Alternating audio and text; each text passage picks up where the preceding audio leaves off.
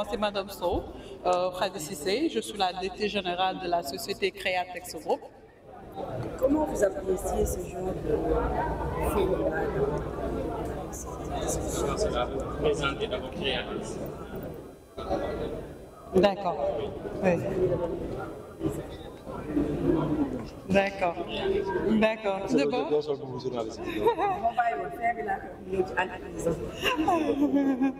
Donc, tout d'abord, Créatex, c'est une entreprise qui évolue dans le domaine de la confection des tenues de travail, la vente des équipements de protection individuelle et la conception et réalisation de supports de communication.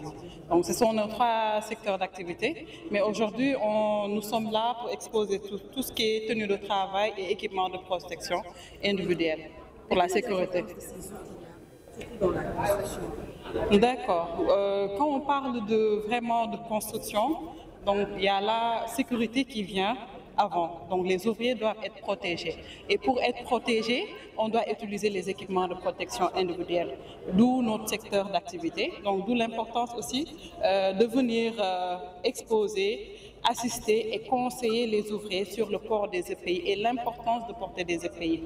Tout ce qui est chaussures de sécurité, casque de sécurité, de la tête aux pieds, ils doivent porter ils doivent porter les équipements de protection individuelle pour se protéger. Actuellement, est-ce que c'est une activité qui marche bien? Est-ce que les ouvriers s'en approprient?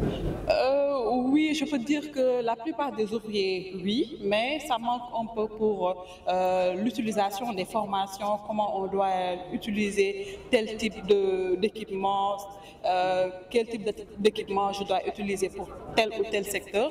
Donc ça, je pense que les entreprises utilisatrices doivent beaucoup mieux les former là-dessus. Et je pense qu'on doit les sensibiliser aussi sur vraiment l'importance de porter les EPI. Parce que je vois qu'il y a beaucoup d'entreprises qui commandent des EPI, mais après, à la fin, quand on va sur les chantiers, on voit que les ouvriers ne les portent pas. Donc vraiment, ils doivent se mettre en sécurité avant tout. Et quels doivent être les mécanismes que l'État doit mettre en place pour un peu permettre à ces ouvriers de les porter ou bien les imposer à la langue? D'accord, je pense que l'État, c'est de faire agir avec les entreprises et après maintenant c'est aux entreprises de prendre des personnes qui vont faire la supervision au niveau des chantiers. Parce que comme on dirait, nit mom xamuñu yalla comme on dit xalé xamul yalla mais xamna yax xamna bant, donc c'est ça. Donc il faut mettre des garde-fous. Donc c'est ça. Les superviseurs doivent superviser les chantiers, ils doivent être sur place. Ku solul tenem ñu éliminer la ci journée bobu duñ la fay.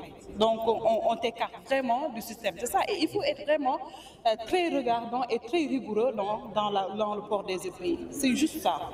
Parce que déjà vous achetez, maintenant il faudra les faire porter. On ne peut pas dépenser des millions et après que les ouvriers ne portent pas ces EPI. Il faut les sensibiliser, c'est pour leur sécurité. Qu'est-ce que ces genres de rencontres-là permettent en tant qu'entreprise? En tout cas, moi, je suis très fière et très honorée vraiment de participer à cet événement. C'est le premier forum international sur la santé et la sécurité. Donc vraiment, c'est important. Depuis hier, on a fait beaucoup de rencontres. On a rencontré vraiment beaucoup d'entreprises qui ne connaissaient même pas Créatex. Nous aussi, des entreprises que nous ne connaissons pas et qui ont vraiment vu l'impact que nous faisons dans ce secteur, qui ont également consulté et ils ont vu les échantillons que nous avons amenés, ils ont apprécié et j'espère qu'après ça sera le début vraiment d'une très longue collaboration avec eux. Merci beaucoup. Oui, merci, c'est moi.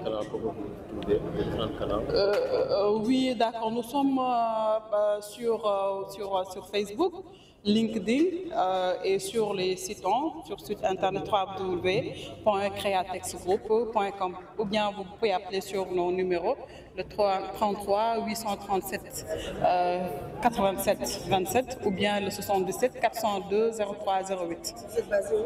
Nous sommes à SCAD Urbam, notre siège et l'unité de production pour tout ce qui est vêtements professionnels se trouve à Apexitois Wonpol.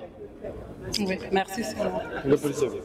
ñëpp ñi nga xam ne ñi ngi ci secteur BTP kon tey su amee forum boo xamante ne mi ngi wax ci loolu ñun fu ñu mën di nekk ci réew mi dañuy ñëw taxaw fekke ko même su doon pour une semaine la nañ ko xaar parce que am na njëriñ goo xamante ne vraiment liñ fi def diggante démb ak tey jëlee nañ ci lu bëri ci xam-xam jëlee nañ ci aussi ay collaboration yoo xamante ne ci jëm ci wàllu sécurité dina mën a nekk ndimbal ci ouvrier yi nga xamante ne ñi ngi nekk ci chantier yi di blessé di am ay feebar yoo xam ne ñàkk xam moo tax mënuñu ko éviter le maximum possible donc forum bi tey indi na ay un départ ci li nga xamante ne mooy solution yu ñu bëgg ci réew mi pour wàññi lépp luy accident ak maladie professionnelle. mais gis nañ ne saa su jëyee amee bokk ngeen ci ñi nga xam ne yéen ciy gën a sonn wala yenn saa yéen ci gën a loru tey jii nan ngeen gisee ne noonu la nguur gi fas yéene taxawee tamit pour gën leen a jàppale ci seen wàllu protection ci wàllu bërëbu liggéeyukaay yi tamit.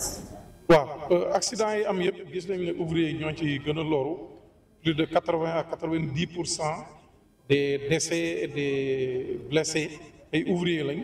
parce que ñoom ñooy nekk en contact direct avec le chantier du matin au soir donc tey nguur gi li mu mën a def mooy gën a yokk li nga xamante ne mooy formation maanaam fexe ba ouvrier yi am ay formation yu accessible pour mën a xam parce que soo xamul sooy liggéey pour nga gaañu day yomb donc il faut nguur gi taxawu ouvrier yi ci li nga xam ne mooy formation professionnelle aussi yombal accès ci formation ci wàllu sécurité parce que tamit formation dafa nekk loo xamante ne c'est payant te ouvrier yi amuñu vraiment loo xamante ne mën nañ di ci fay ay formation mais nguur gi su ci jàppee avec l'appui de la caisse de sécurité sociale war nañ mën a dugg ci département Sénégal yépp ci communes yi ak villages yi def ci ay forum yu ndaw yu mel ni li ñu def fii tey juste pour sensibiliser juste pour jàngal nit ñi xamal leen naka la nit ki war a mën a aaree boppam ci liggéeyam pour li nga xamante ne mooy objectif forum bi li nga xam ne mooy pour sauver ay dund sauver ay bakkan éviter aussi feebar yi nga xamante ne da lay dal te doo ko xam bala nga xam fekk c'est trop tard parce que moment yi ngay màgg ci ngay door a xam ne la ma doon liggéey te xaw ma na may aaree sama bopp moo ma indi feebar yi kon tey nguur gi ñi ngi koy woo mu gën a assister ñi nga xamante ne ñoo nekk en contact avec ces accidents et ces maladies muy secteur ouvrier bi caisse sécurité sociale aussi ñu tendre leen la main pour une collaboration étroite et une collaboration au niveau national même dans les moindres recoins du Sénégal caisse bi war na fa mën a ànd ak l'association des ouvriers du Sénégal pour ñu mën a jàngal ouvriers yi ci wàllum sécurité ndax ñu mën a aar seen bopp. tey ci suba jébbal nañ leen ab raaya sargal leen mën nga si dellu si waat kan moo ko waral. waaw tey ci suba jébbal nañu ab raaya muy raaya goo xamante ne ci entité yi gën a yëngu ci wàllum sécurité ci Sénégal ñu boole ñu ci mu nekk loo xam ne ndam la ci ñun nekk loo xamante ne aussi day wane ne ouvrier yi pare nañ pour liggéey ci li nga xamante ne aussi mooy seen sécurité yaram ak seen sécurité ñi ñu àndal muy li ñuy wax les EPI nga xam ne day aar sa bopp les EPC nga xam ne day aar ñi nga àndal ci liggéey bi muy équipement de protection collective ñi ngi ciy liggéey ñi ngi liggéey aussi ci li nga xamante ne mooy accident yi fi am effondrement bâtiment yi ñi ngi dem di nemmeeku di xool lu ko waral di poser question di def suñu enquête bopp pour xam vraiment lan moo ko waral su ko defee ñun ñu sensibiliser suñu mbokk ouvrier yi pour ñu moytu bâtiment yi nga xamante ne ñi ngi menacé ruine moytu aussi di liggéey ci ay chantiers yoo xam ne ñoom def nañ remarqué ne amul qualité de travail ñu mën a signaler loolu su ko defee ñuy prévenir te léegi toujours ñuy xaar ba accident bi am ñu door a agsi ñun dañ nekk dans vraiment la dynamique di prévenir di waxtaan ak suñuy ouvrier di leen sensibiliser xëy na loolu moo indi tey ñu mën a ñëw ba am trophée ci li nga xamante ne mooy distinction bi ñu jox tey ci caisse sécurité sociale parce que li ñu liggéey dafa nekk liggéey boo xam ne c'est palpable c'est en image da ngay gis xam ne depuis des années association bi mi ngi yëngu ci wàllu sécurité di aar di prévenir di sensibiliser. mu am message boo xam ne dama jébbal ngeen ko autorités yi mën nga ci dellu si waat.